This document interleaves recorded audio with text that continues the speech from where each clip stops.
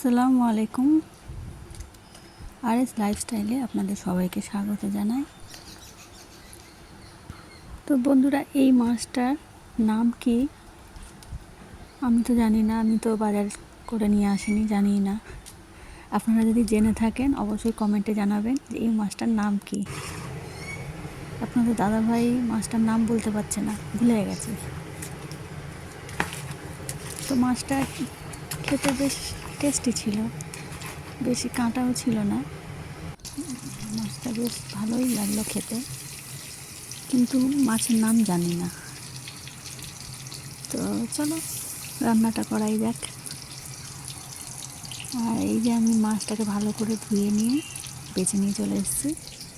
এবার মাছটা হালকা মতন করে আমি ভেজে নেব। তো এদিকে আমার মাছটা আমি ভাজতে দিয়েছি।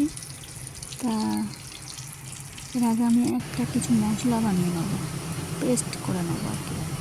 ওই পেঁয়াজ আছে, টমেটো আছে, শুকনো লঙ্কা আছে, কাঁচা লঙ্কা আছে, দিয়ে আমি এটাকে ভালো করে পেস্ট বানিয়ে নিয়েছি।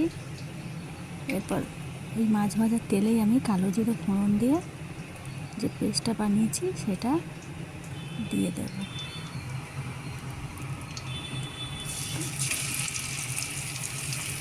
তো এটা দেওয়ার পর একটু ভালো করে নাড়তে হবে, যেহেতু সব কাঁচা মশলা আছে।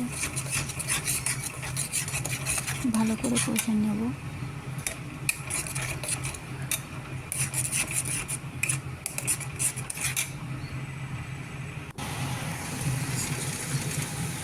আর একটু আমি আদা রসুন আর কাঁচা লঙ্কা একসঙ্গে পেস্ট করে রাখা ছিল আমার, সেটা আমি একটু দিয়ে দেবো।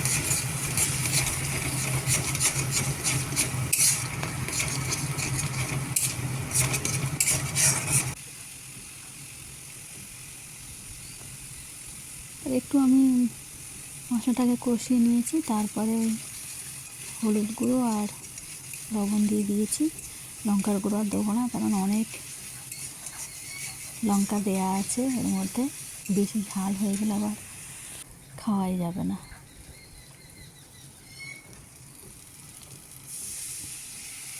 তারপর একটু পানি দিয়ে মশলাটাকে আবার ভালো করে কষিয়ে নেব।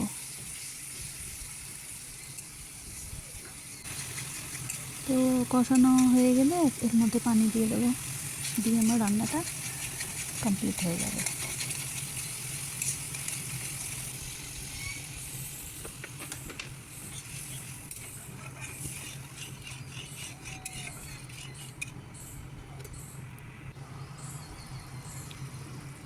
তো এই তো দেখুন কত সুন্দর রান্না হয়ে গেল, ঝটপট রান্না হয়ে গেল, অথচ কম মশলায় ঝটপট রান্না হয়ে গেল।